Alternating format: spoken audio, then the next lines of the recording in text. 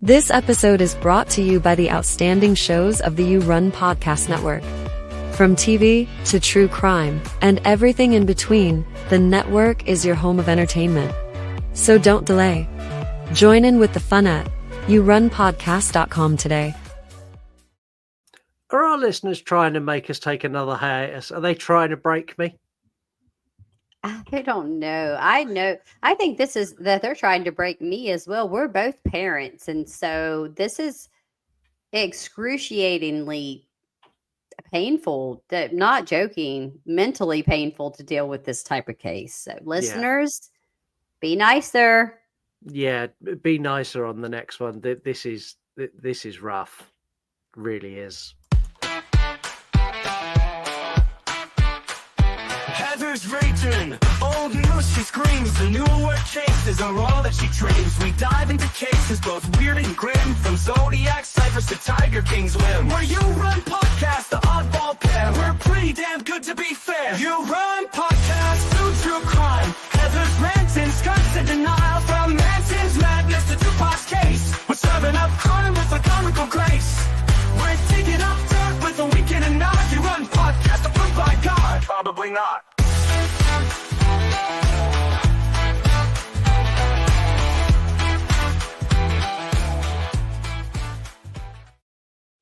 Hello and welcome to the You Run Podcast True Crime. My name is Scott. And I'm Heather. And before we get into this week's case, I want to kind of break the fourth wall a little bit and talk a little bit about what we've got going on at the moment. So me and Heather are recording massively in advance. You're watching this in May or listening to this in May. It's coming up to Christmas, so we're recording this in December.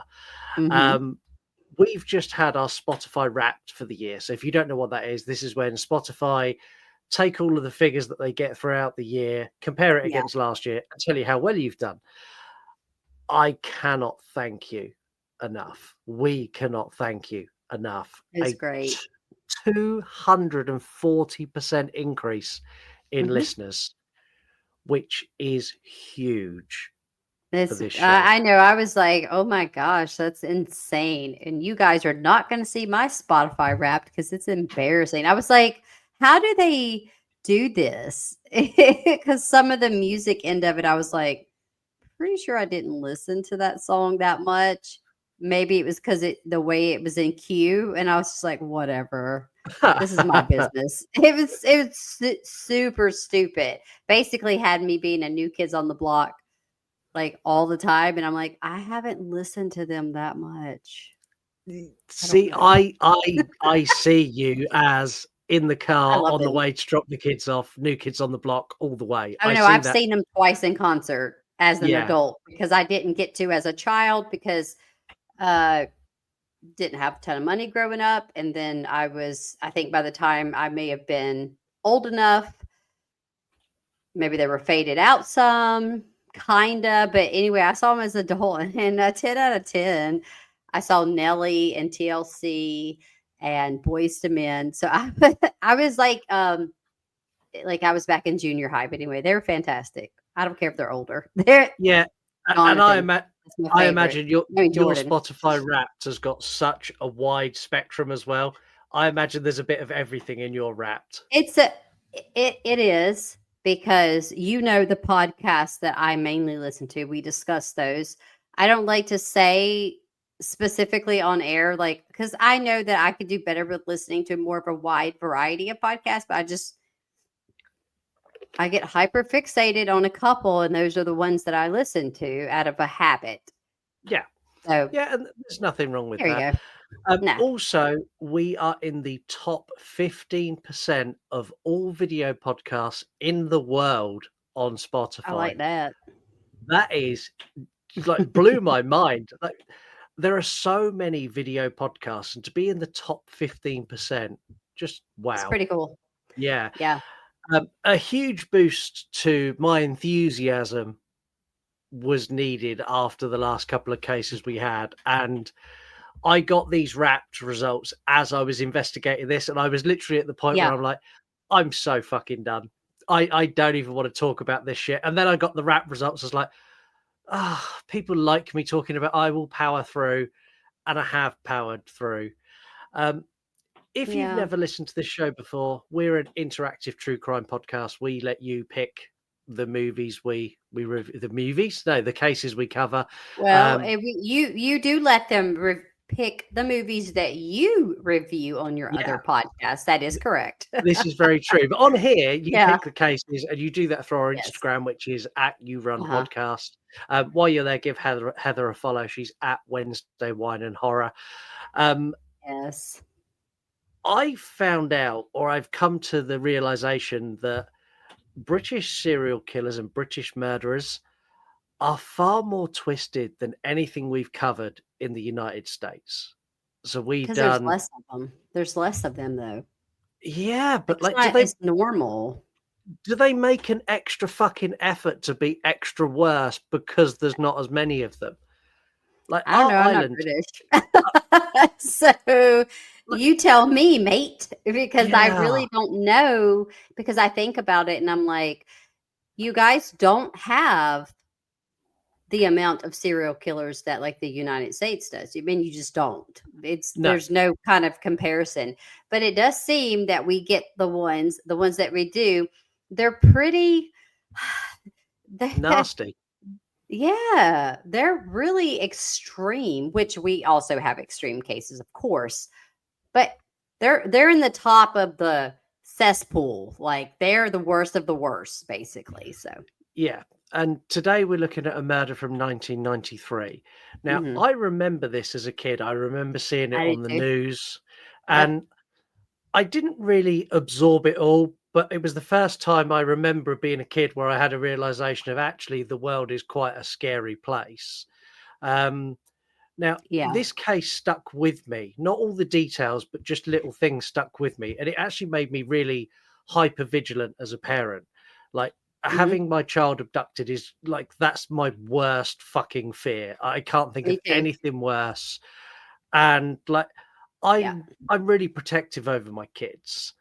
And the fact that a 2-year-old got abducted, like, it still haunts me to this day that happened.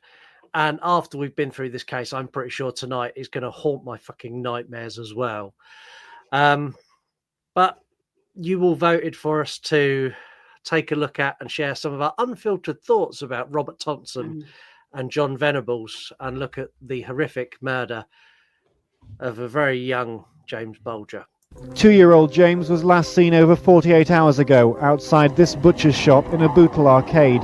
Security cameras photographed his apparent abduction by 2 youths. As they walked out of the centre, one witness actually challenged them, but the youths said they were taking James to his mother.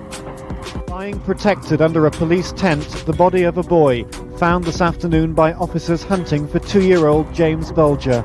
The police had maintained their optimism for most of the day that James may have been sheltering out of sight. The body was discovered on a railway line right next to a police station in Walton, Liverpool. Today, the police investigating the murder announced a breakthrough in their inquiries.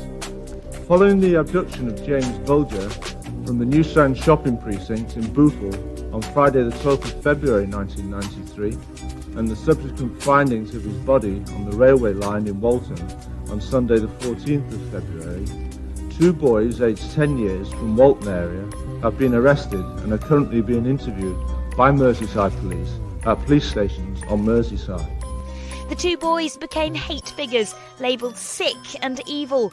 Once they were jailed, many believed they should never be released. But they were. It's really sad. No, they were, but it's really sad. They're like little. Yeah. I mean, I know they were 10, but they're little tots. Like they were so small. What part of the UK was this in? I know you said Walton. Liverpool. Yeah, so just outside Liverpool. North okay, of the so country. the accent, I can tell. Like it must be. I don't know if that's north, south of you, but I know. If you go south of me, you end up in the sea. I'm as south as you can go. Oh, yeah, you're at the very end. Okay, so this is closer. Yeah, it's got like a. There was something weird about their accents, and I was like, well, it's still. I don't know. Anyways, that's not Yeah. what we're here to talk about. But I was just fixated on the fact that they don't sound as British, if that makes No. sense. They sound different. But anyways, yeah, they're so small. And you look at these mug shots of these two small children. Yes, they're 10, but like they look like they're 7 years old. Both of them. Yeah, they really do. And like as tragic as this case is, it's a very open and shut. It's very clear cut, and we're very much going to deliver the facts and opinions today. There's no need for a second follow on to this, which I'm thankful for. On the 12th of February, James Bulger was abducted. He was 2 years old at the time. His mum, Denise, let go of his hand to pay for shopping, which when I go shopping, we spoke about this off the air. So when I go shopping, even now with my older children, well, not older, but my like 8 and 9 year old, when I go to pay, I need to let go of them or not be as near to them because I'm going for my wallet, or I make them stand in front of me. And I think that all stems from the knowledge of this case growing up. Like this stuck with me watching it on the news at like 11 years old. Now, I want to get this out there straight away. I don't think this is Denise's fault. I think it's important to say that what this woman suffered is horrific. Like, I can't imagine as a parent how it would have felt for the 2 days that her son was missing. And I don't even want to try and comprehend what it would be like after they found her son.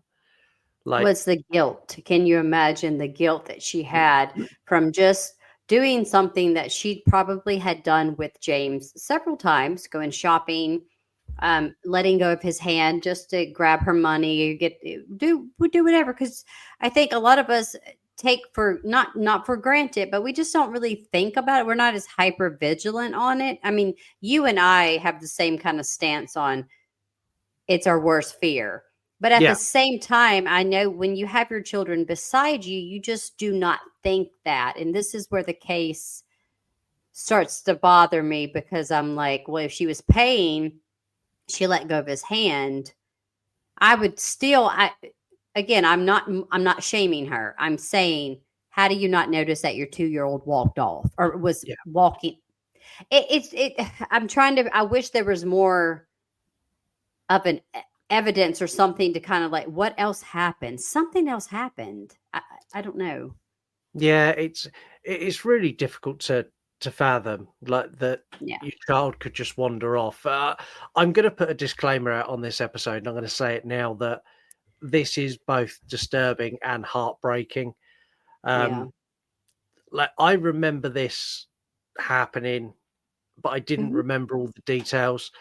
And when I started to read through this, this made me cry. Like there's bits in this that are just heart-wrenching. So Robert and John abducted James. That they took him from the shopping centre and they walked about a quarter of a mile away to a canal.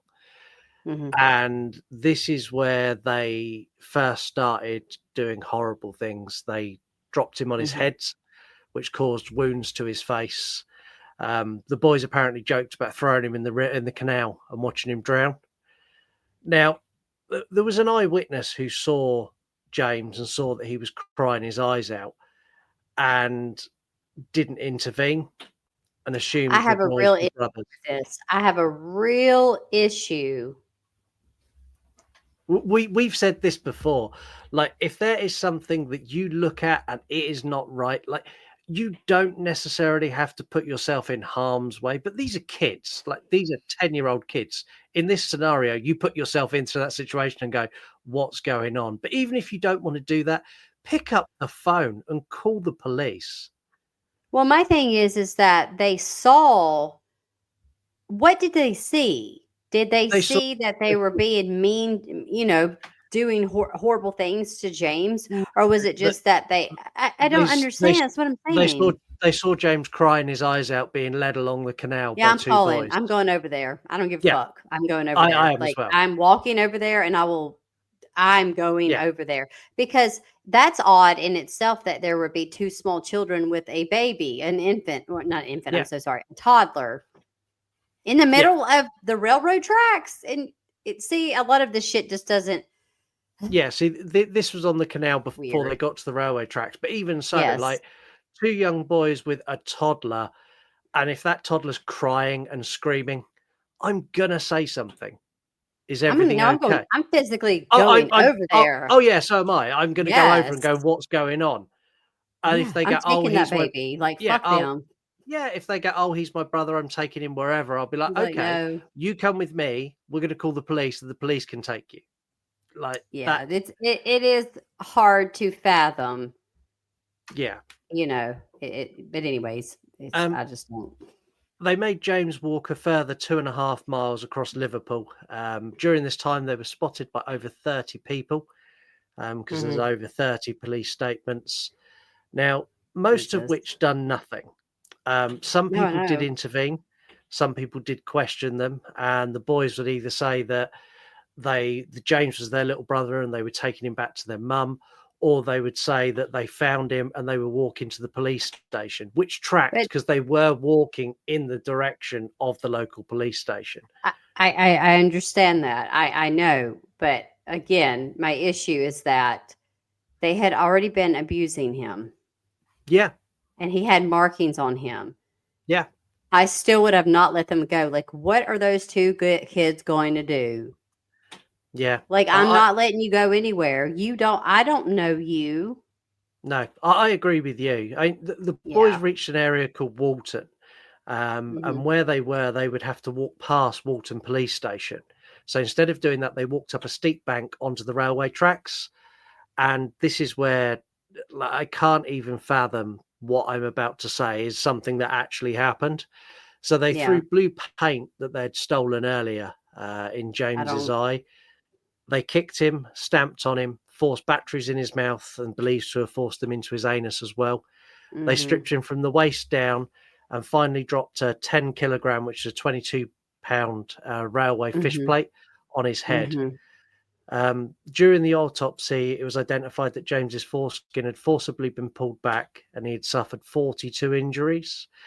Due to the prolonged torture and multiple injuries, it was impossible for the forensic pathologist to identify what had caused the fatal blow.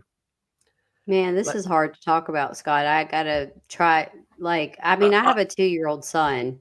You know this. Like, I don't understand.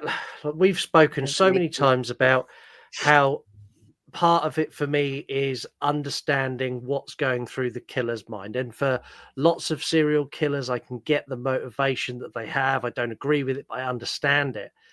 There is absolutely no motive to this at all. There is no reason other than these boys wanted to do it. And they're also children. So most of I would say this might be our first case. It is our first case where we're dealing with actual children being the actual perpetrators versus it being an adult. It doesn't make it any less. It's not any worse or anything like that. So, well, actually, it is kind of worse to me in a sense because there is no motive. There is no. I'm not laughing about it. This is just how I deal with trying not to get upset about it. It just doesn't make any sense. Did they want to just you can't find any motive. You can't find anything though. No, you really can't. And like we did cover the Slender Man stabbing, which was children, but the Slender Man stabbing, that is true. But they had a motive. They had a reason.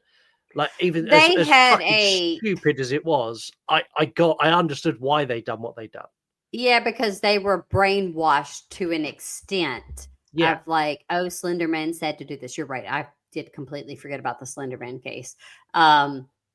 This one, though, is more heinous because it doesn't make any sense. It's literally, I just feel like if my child, like, let's say that your 2-year-old, you pay for your stuff. I'm still, again, I'm not trying to backtrack, but I'm still trying to fucking figure out how the 2-year-old disappears. Just how long does it take you to pay? Like, I'm going to pay and I'll look down. Where's my son? I'm fixing that crazy and run through this fucking place and I'm about to scream his name. And that's me. I just know how I would react. So I just don't know. It's just hard. Again, I'm not shaming the mother. I cannot imagine Yeah, the guilt. I get it. I'm the same as you. Like, Yeah. if like there are times where I've like with the older boys when they were sort of 10, 11, we go into a shop and they go down their own little aisle to pick some sweets or something like that, and I'm like down the end of an aisle, and as people like walk past them in a busy shop, I am the parent that's like a meerkat going to make sure Yeah, that I can still. because we just don't live in a nice world, and you can't be too careful. And people they call it helicopter parenting, because when you're real close. But I don't give a fuck. That's how I am, and I will always be that way. And I'm still protective of my adult child, as you have adult children too. So it's like, I mean, why? It doesn't matter. It's your business. Be as invasive as you want to. Hear my propellers coming. I am the helicopter parent. My antennas are up. Same Yeah. thing. Like, I'm watching. Yeah, I just can't. Police were actually. We talk about so many cases where the police are shit. Yeah. The police in this were actually very good.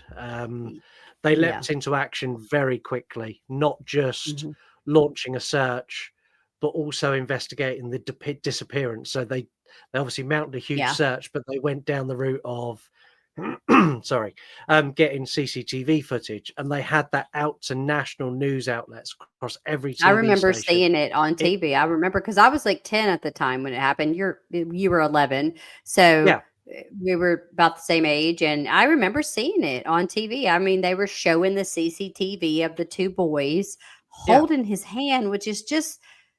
But they had this out within hours. Can't. It's heartbreaking. Yeah, but they had this out within hours, and they also had a national helpline, sort of a tips hotline set up, almost immediate. It's like it happened. They got the CCTV as soon as they knew that the boy had been taken and wasn't just lost. That was it. It was like everything was released to the press. Find this little boy. An early lead led to the arrest of a boy who was quickly discounted. So they thought it was another child that had taken him. That boy and his family had to flee the city because of death threats. So at the time, I don't know how well this was covered in the States, but there was a huge community uproar. There were people conducting their own searches, their own investigations. This was there was people who were looking for sort of vigilante justice on this. It was like, if we find these people who've taken this little boy, they're going to die. Yeah, I feel like the stuff that we see from the States, if it doesn't happen in the United States, it tends to be more of the cliff notes of what we get, of what we see on the case evolving. So I don't recall that. Again, I was 10 and that was a long time ago. But I more so recall it being just the macabreness, I don't think that's a word, the macabre of the case. It's like he's been lost or he's been kidnapped, and boom, this is the bad part. Unfortunately, this is what happened. And I don't remember it being any other any other situations, I mean, where there was anything. That's kind of, I guess, because we don't live there, so you had more of the details of the extra stuff, I would say. Yeah, so it was the following day that police released an enhanced CCTV, so they've managed to clean it up and get some better shots of the boys. And this is when a local woman recognised the two boys and said that she'd seen them playing truant in the area. So it's a fairly small town, that area, so she knew who the boys were, knew their parents, and reported it. And the police quickly picked them up for questioning. DNA evidence had these two boys banged to rights beyond any doubt, to the point that they didn't even need to interview these boys if they didn't want to. No, I mean, they're 10. They were 10. Yeah. I mean, you can't expect. No, they were covered in paint, the blue paint. They were covered in the blood. Like they had, one of them had distinct markings on their trainer, and they matched identically to bruising on James. During the police interview, and this just goes to show that they were children. So one of the boys, Robert, asked if they'd taken James to hospital to get him alive again. Yeah, because it makes you, again, you guys, there is no motive for this case. It's literally like, it seems almost not real for me. It's hard for me to even, it's almost like, what else are we supposed to discuss? Because we don't know why they did it. And even being interviewed as adults, which we'll talk about, no one knows. We still don't. You just fucking did it. Know. No, exactly. The boys were charged with murder on the 20th of February, and only which literally 8 days after they abducted James, which is super fast. Yes. They appeared at the youth court, where their legal team was expecting to get them bail. The judge remanded them in custody until trial. Now, we're going to take a break now. And when we come back, we're going to kick the life out of the British judicial system, because it's a refreshing change from kicking the life out of the United States judicial system, which are both they're both shit. They're both equally shit. Yeah. Yeah. So we're going to take we're going to take a quick break. Also, the ad break is very Christmassy because it's Christmas, and I forgot I needed a separate one because this comes out in May. But hey, here's the break. When you have finished this episode, why not head over to yourunpodcast.com and see what else is on offer. Launched at the start of the year, the network is a place for podcasters and YouTubers alike to showcase their fantastic work. Over the last 12 months, we have carefully curated a selection of 15 shows, bringing you something to suit all tastes. Movie reviews, TV series discussion, true crime, conspiracy theories, paranormal investigation, and crypt tales are a selection of what is on offer. Also on the website, you will find links to all of our socials, our shop, and our first feature-length film. The You Run Podcast Network really is your home of entertainment, so don't delay, get online and visit yourunpodcast.com and find your next binge-worthy experience. Now back to the show. So head over to yourunpodcast.com, check out all the other network members. There's actually 19 now, plus our shows. There's like 22.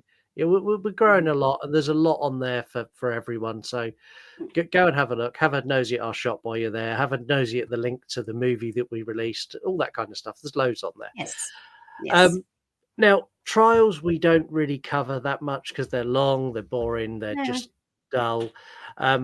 We're going to discuss a little bit more about the trial because I've got lots of things I want to get Heather's opinion on, because when I read it, I was like, why are you doing this? And I want another viewpoint, because I think my viewpoint may not be the correct one. Firstly, let's just cut any like they were found guilty 100%, like the right decision. It's not even a question. Now, there are a few things that raised eyebrows for me when I was reading through this, and I think it was probably caused by the public pressure, because there was a huge amount of public pressure. They had 500 plus people outside the court every day with banners. There was people calling for the death penalty to be brought back because of this case. Now, the first one is the boys were trialed as adults, and I want to get your thought where you sit on this. So I'm for what they've done, I'm kind of on board. Like, trial them as adults, give them the maximum sentence you possibly can. Like, I don't think juvenile hall is going to help these two boys, but what do you think? I do not feel, because they were 10 years old when they committed this crime. And you have to bring in a lot of other stuff in it. Okay. You've got to bring in your psychiatrist, your psychologist. You've got to bring all this stuff in here to figure out that their brain chemistry is not quite developed yet. They do understand the difference between right and wrong. That's a fact. One of them does suffer from something is obviously really wrong with him. It was John. There's something wrong with him, obviously. But my whole stance is they still knew what was right from wrong. They knew what they did was not right. I don't think that they could really understand the consequences because they didn't understand about jail time and et cetera. And so that takes me into saying, to be into just a juvenile holding until you're 18 or 21. That's only 8 to 11 years. I do not feel like that is enough punishment, because if they can't be rehabilitated and there is no remorse for the crimes, that's a problem in itself. And I just don't feel that they would be. I know one of them would reoffend. The other one, he's out of we don't know much about him. We know more about John Venables than we do Robert Thompson. But no, I think that they should have stayed in jail. Like, I agree with you. I know that sounds harsh for children, because I know people might come at it and be, well, they were children and they should get, no, they were still old enough to know what they did was wrong. It's not about knowing about the consequences. It's about knowing that you knew you were doing something that was wrong to that little boy. Yeah, and I agree. And the judge's ruling on this was really sketchy. So, like, the judge gave a minimum of 8 years before parole. That's what I'm saying. Now, this was challenged immediately. Like, this was legally challenged. And then they increased it to 15. Then it was reduced to 12. And I think the judge was trying to account for their maturity levels. And I know that this had high-level government in the UK were heavily involved in trying to increase the sentence, and it was a whole thing. And I was a bit disappointed in how the judge sentenced them, but he did do one thing to redeem himself a little bit for me. So normally when it's children that commit murders, their names are redacted. They don't release the names of children to the press. The judge, however, made the decision that he was going to. And when he was asked in a statement why he'd done that, his response was, the public interest for safety overrode the interests of the defendants, in my opinion. Now, he was heavily criticised for this for years after. But I think he'd done the right thing. That for him. I don't agree with that for him being criticized, because if you commit a crime, why should you be allowed any type of privacy in that? Why should you be allowed anything? You just took another living person from someone, and regardless of your age, you don't deserve it. To me, I'm sorry, but I don't think I don't know. It gets into that whole, like, an eye for an eye, that kind of stuff. And it's not that necessarily for me. It's the fact that you still should be punished for what you did, and you don't deserve any special treatment because you were a child. Again, 10 years old. Do your research on it, okay? Like, as far as brain development, the brain is still developing, but they still, at 10 years old, know right from wrong. 5-year-olds know, oh, if I do this, this is naughty and I shouldn't do it, or etc. But they don't get consequences. They don't understand that, like, if I killed this person at 5, just this is an extreme example, they wouldn't understand the judicial system or understand jail, but the act of what they're doing, they do understand that it's bad.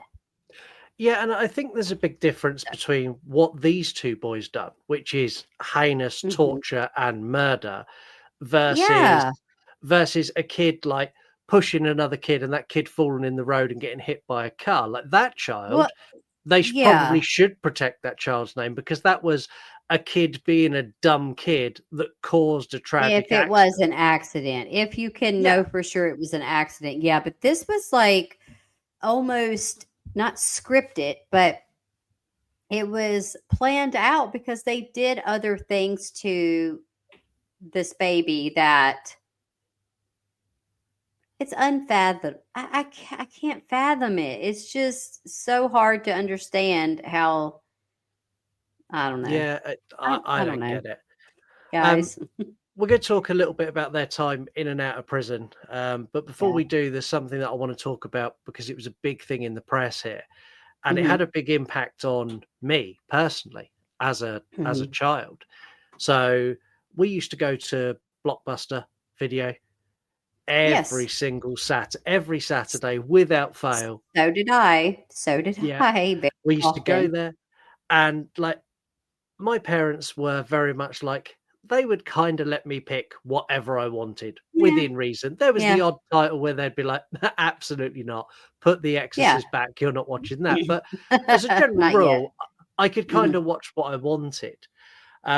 After this happened, it was PG all the way. And even the PGs, they would double check. Like, and sometimes like, you can watch this on Sunday because we're going to watch it tonight. And this is all because the press latched on to the fact that they recovered lots of horror movies from one of the houses. I can't remember. I've got it in my notes. I'll get to it in a minute. But one of the children had a lot of horror movies, and it was blamed in the press on video nasties. The main one being Child's Play 3. And that was singled out because in that movie, Chucky gets shot with a blue paintball. Now, it was Robert who had horror movies. He had over 200 VHS. And it was believed at the time that he made John watch them with him. And this was like a thing they'd done together. Police had to go through every single one of the movies. Literally, they watched 200 horror movies during their investigation. And they were doing that to see if there was any direct links that they could pick up, any specific thing that was done in a horror movie that was then replicated. Now, the detective who led this investigation released a statement after it was him who'd sat and watched all 200 horror movies. He said, there are some that you and I wouldn't want to see, but nothing. No scene, no plot, no dialogue, nothing where you could put a finger on it, freeze it, and say that influenced the boy to commit the murder. I just don't believe in horror movies influencing people because as a child, I watched horror films. So did I. Younger than 10. And I'm not a serial killer, nor did I have ever wanted to hurt someone like that, nor would I have ever.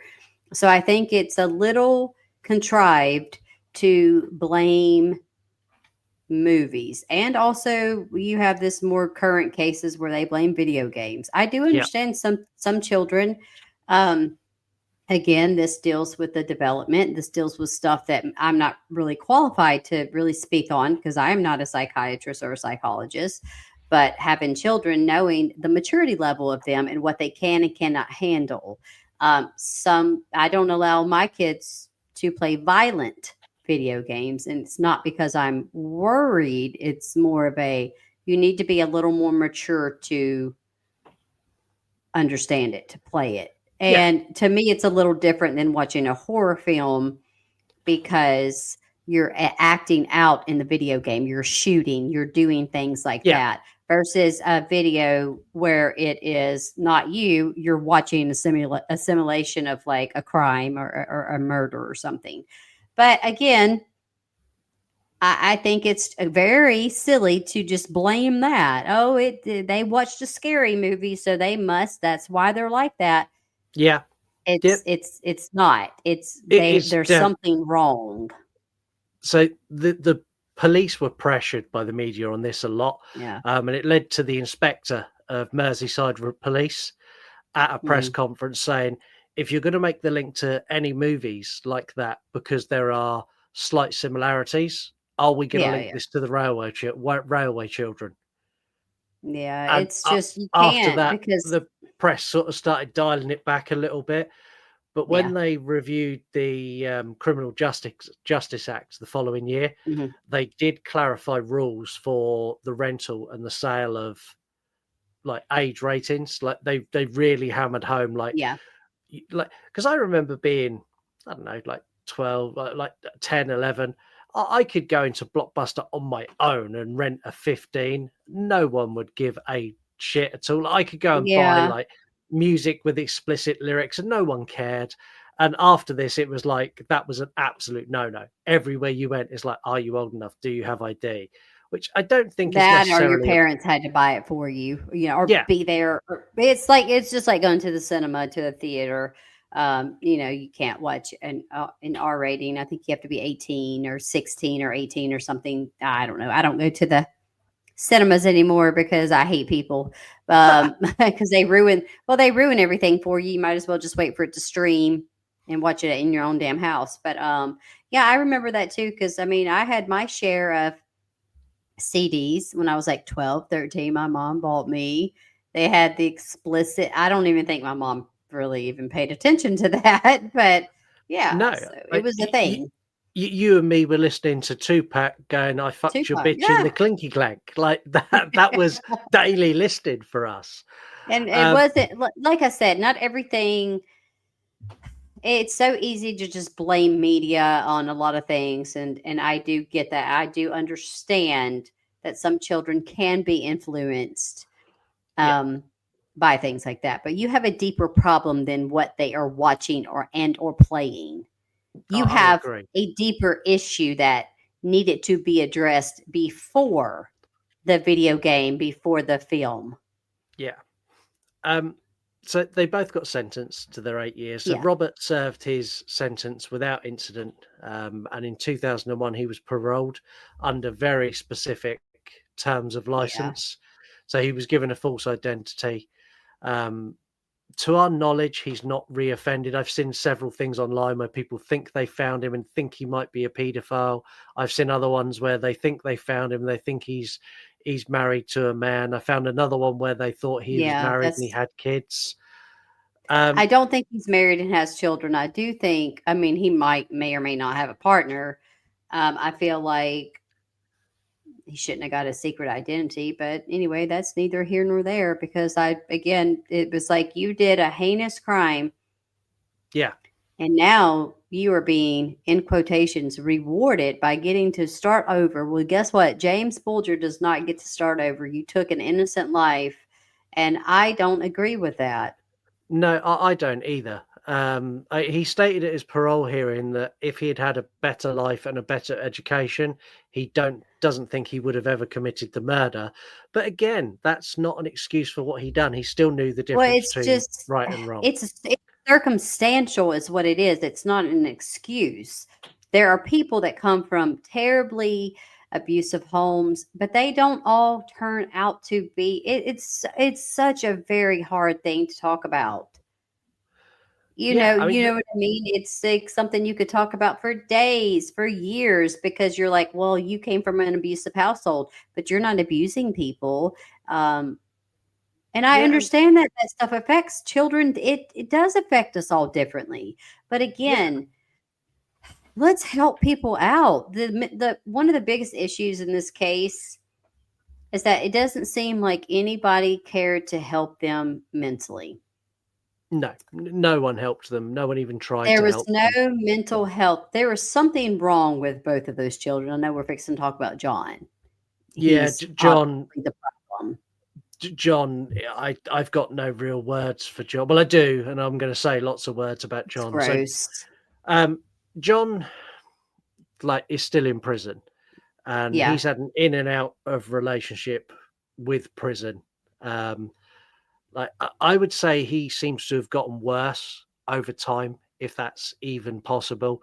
So in 2001, he was given parole, the same as Robert, with this new identity and loads of restrictions of what he could and couldn't do.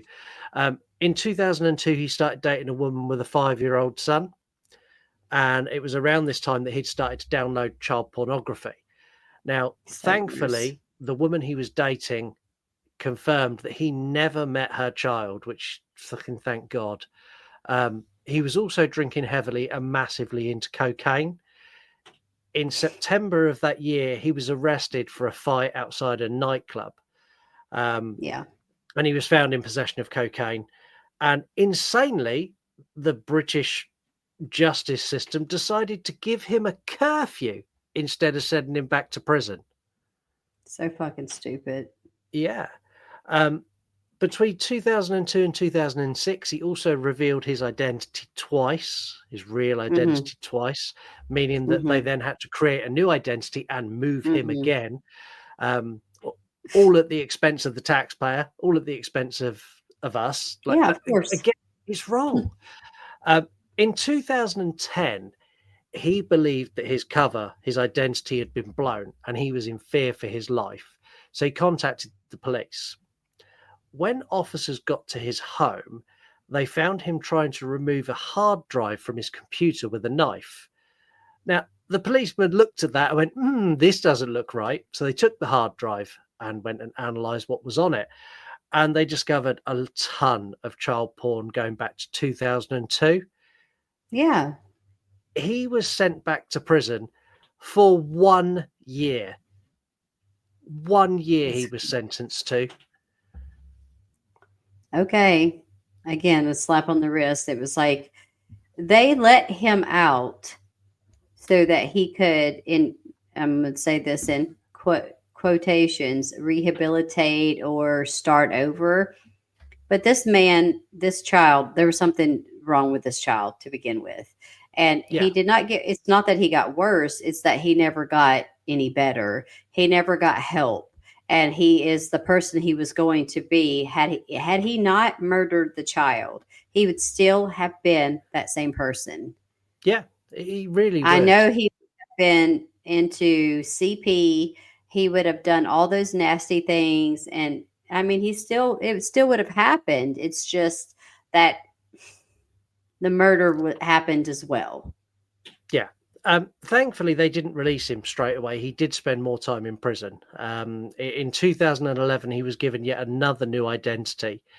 Now, this time he was due to be released, but he was given another new identity because they had a security breach in prison. So basically, the prisoners found out who he was, and he was going to be killed because police. Well, I don't know what the American prison system is like, but the UK prison system, if you're a child abuser or a child killer, you're going to die in prison for what you've done. You're going to hear about, it's crazy because I watch a lot of not only true crime shows, but I mean, I watch stuff like the jail shows and like women in prison, women on death row, just all these other, not just women, but like all kinds of shows. And it has been known that there are some criminals, Scott, that are like, they are horrific. They're like top of a gang, have done some horrific things. But if you have committed a crime against a child, they're going to kill you.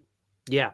It's crazy how their moral compass can be, I'll kill this guy who didn't pay me for my drugs or something like that, right? It's just crazy how they can do that with it's just like whatever, but let that happen and they are like disgusted by it.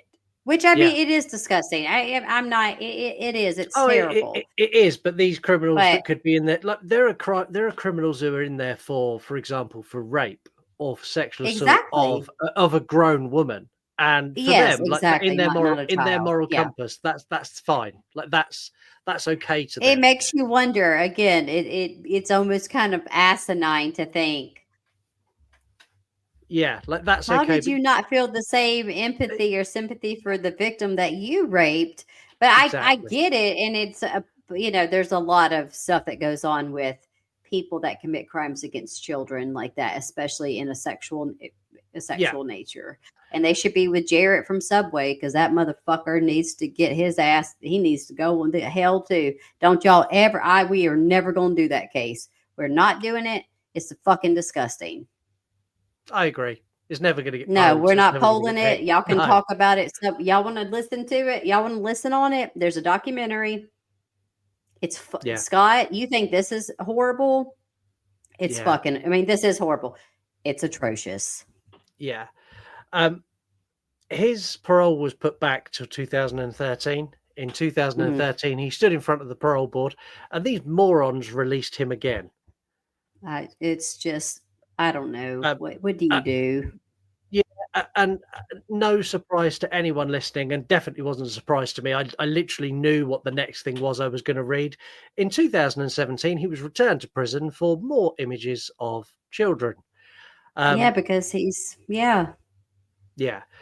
Now, in 2019, or in 2017, James Bulger's dad had launched a legal challenge to remove the protection of the secret identity from John, Mhm. because he knew Yeah. he'd been in and out. He knew he was reoffended, and he's like, he's an adult now. You should not be protecting him. Like, I got it. When you done it when he was a kid, I get it. But he's a grown ass man now, and you keep giving Yeah. him new identities. You should stop.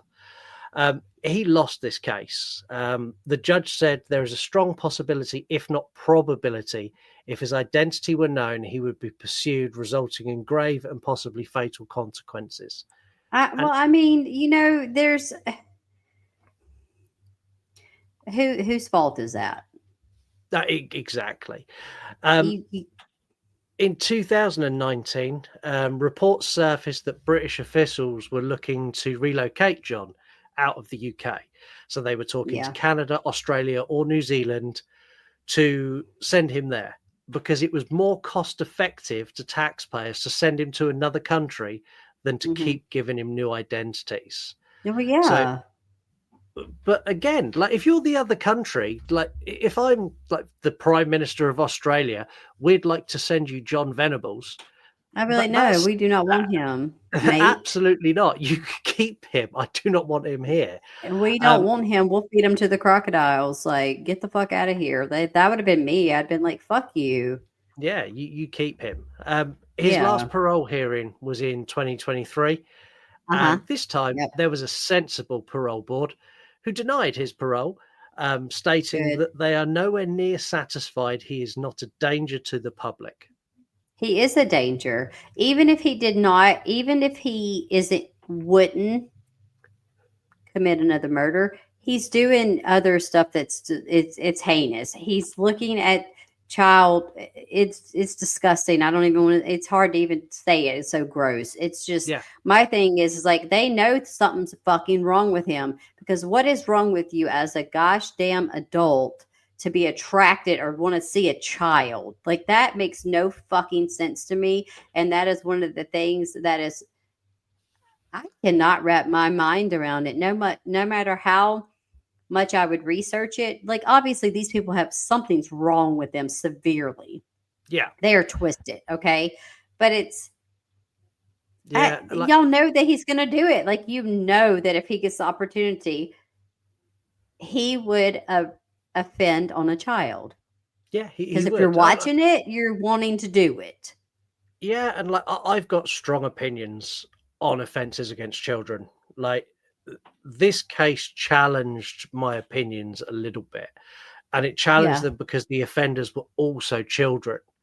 Yeah, it's different. I don't know if what I'm about to say is kind of what everyone thinks, and I want to get your thoughts on it as well. But I think from the off, these boys should have been tried as adults. They should have got life without parole. Like, Robert seems to have reintegrated himself into society, but I can't ignore the fact that he's living a life, perhaps has a partner, or he has a job and he has friends, and none of these people know who he actually is. He's got this secret identity and this because deep, he looks dark different secret. Too. So how would you know? Yeah, like these children, whether they had a good childhood or a bad childhood. Like, if they had, like, we've spoken about people like Jeffrey Dahmer and Ted Bundy who had particularly horrible childhoods. Even Fred and Rose. Most of the most serial killers do. Most of them. You will hear us talk about ones that they had a normal childhood, and you're like, what? But that doesn't.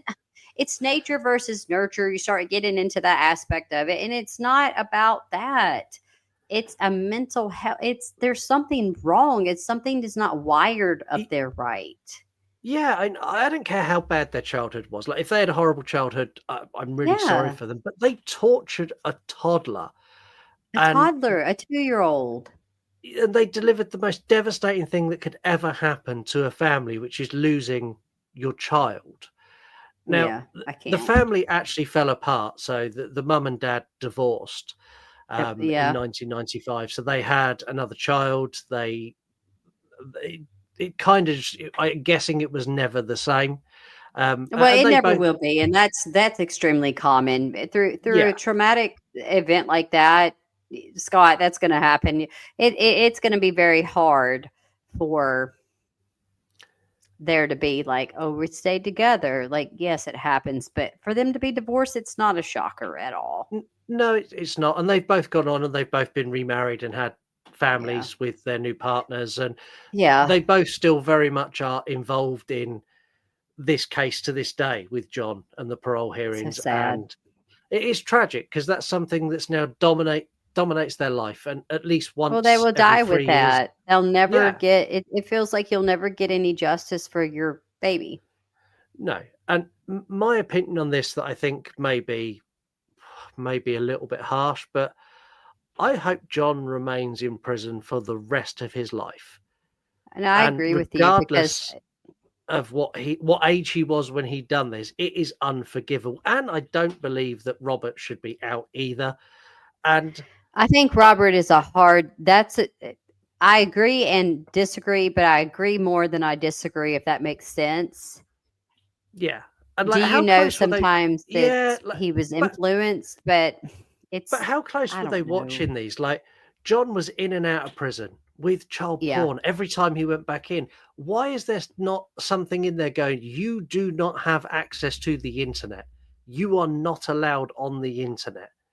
Why were there not more restrictions and more controls? Why was there not, like, he's going to see his parole officer once a week? Why is that not fucking daily? Like, why is it not, like, why are they not dominating this guy's life to make sure he's safe? And if there's the slight inkling he's not, can't answer back to jail. I know it leaves us with more questions than answers. There was actually a case here where I live, Scott, where I did not know this person, of course, but there was a man that was arrested on, it was like 160 counts of child pornography because it was things he had on his computer, but he also had produced some of them. He was a father. He was a father of a small child and was still doing this shit. And this is like where I fucking live. This dude just looked like I'm not going to say he just looked like a normal guy, but he just looked like a man. And like, it was disgusting. I've got no tolerance for that. And no, they can die and go to hell. I don't care how mean that sounds. Like, to me, I'm sorry, but I can't in my heart. No, I'm full on for, like, if you're in prison and you're in prison there with a child abuser, fucking feel free. Like, I'll post you. I mean, you're already in prison, and if you know you're not getting out, what's one more thing? I think it's a vengeful thing. It feels like again, we're not promoting. It's not like we're promoting like, oh yes, you should kill people. No, but that is it's not in our hands. Crime. But I'm gonna tell you one thing: you let something like that happen to one of my children, I'll be in prison. Like, it's the worst thing. 100%. Yeah, like doing the child is defenseless. They don't understand. They can't. No, it's just fucking awful. It is. But I know me and Heather have strong thoughts on this, and I'm really interested to know what everyone else thinks. Everyone who's listening, like, it's really divisive when there are children committing crimes against children and talking about trialing them as adults and talking about, like, if the death penalty was available, I think they should have got it. Like, that's a strong statement to make. And I'm not going to say you're wrong, like, if you call in, but I'd love to hear other people's thoughts on this, because I just want to know. I'm really confused. And, like, this, I'll be honest, the discussion about children harming other children was the reason I picked this case. I put this in the poll because I was like, if we get that, we can talk about, like, how you deal with that, how you deal with when it's a child. And I wasn't sure how I felt about it until I read through it, and I'm like, these motherfuckers, like, are the worst. The absolute worst. I mean, it just feels like to me that there was not much rehabilitation done on either part. It was sort of like, okay, we're just going to put them in a detention center. When they turn of legal age, we will let them out. We will give them a secret identity. And that just does not seem justifiable for what they took that little baby's life. It just does not. Can they be rehabilitated? Could they have gone through massive amounts of therapy? There is the potential that they could, and I'm saying could, Not that they would. That does not seem to have been offered. There was no help. And that's what's wrong with this fucking world as it is. There's so many people that are suffering, and people don't take mental health serious. And it still seems very taboo. And it should not be, because people are people. And it's sad that there could be things, possibly suicides, just all kinds of stuff prevented if we had access to better mental health. But unfortunately, we just don't. And you have shit like this that happens. And then everybody's left to be like, oh, we don't know what went wrong. Question mark. Yeah. Bad. Like the end of this, like it's a tragic case where a toddler lost their life through no fault of their own. Yeah. A family was destroyed through no fault of their own, and with no motive, just because they wanted to. Like, I don't know what else to say about it. Like, there's not. It was there was no justification. It was a senseless act. That's what it was. These two boys have never admitted why they did it. Did they do it because they just wanted to see what it felt like to kill someone? Because sometimes you get answers like that, and I guess even though that's a terrible answer, you get a reason, right? But there's nothing. It's just like, why did you do it? Yeah, it's awful. Let's wrap up. Thank you, everyone, for listening. Don't vote a case like this on again. I'm not going to give you one. I'm not going to give you one to vote on like this again. That is true. But we're going to take a long break from. True crime is hard to deal with in general, Scott. But it is. I think we need to for the next case we need to leave the British Isles, because we have some serious fucking issues. Come back to the US and deal with these cuckoos. Yeah, I think the next case we'll do, like, I don't know, we'll pick the best of the US, if that's a thing you can have with serial killers. We might possibly do some culty stuff.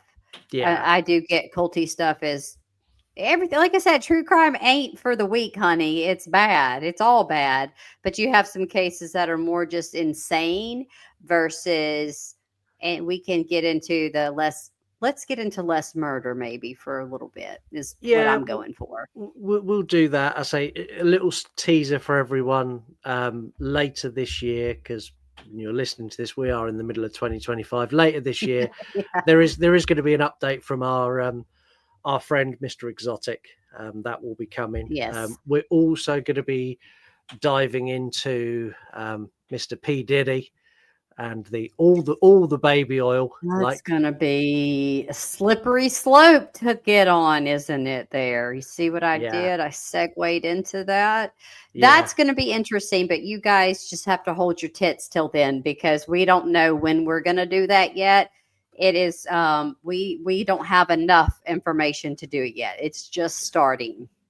There's so many things that I've seen, and so many other podcasts that I've seen try to cover it, and it's all just, you can't cover it yet. It's too early. It's premature. It's speculation and guessing, and I don't want to speculate and guess. I want to have a bit more information. But all of that's coming. So thank you very much. Thank you for supporting us so much last year and making us grow.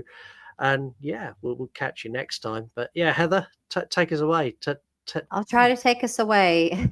Take us to a nicer area. You guys, again, I always have to piggyback off of what Scott says. We appreciate the support. We appreciate you listening to us. We try our best to give you the facts. We try our best to keep a dark case like this, if you could even say, as light as possible. We can't keep it light, but we just, want you to know, like, we give you trigger warnings, etc., because we don't want you to be traumatized by the stuff that we have to deal with. And we talk about this stuff, and me and Scott are still sane somehow, I think. I don't know. Yeah, but just about. But, as always, we love you. We are so grateful for all the support. So until next time, guys, stay safe, stay spooky, and we'll see you then. Bye. Bye. Bye.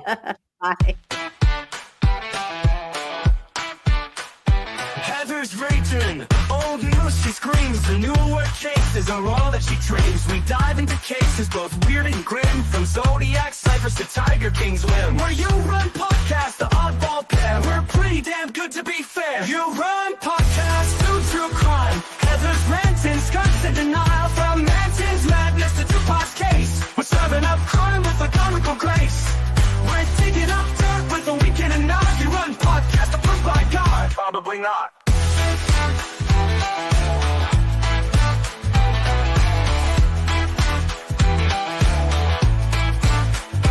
Scott's like, can we talk about movies? Heather's yelling, no, it's time to do this.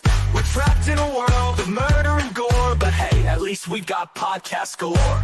Toolbox killers are chilling affair, but we're adding our humor to ease up. You Run podcast, do true crime. Heather's ranting, Scott's in denial. From Manson's madness to Tupac's case, we're serving up crime with a comical grace. We're digging up dirt with a wink and a nod. You Run podcast, approved by God. Probably not.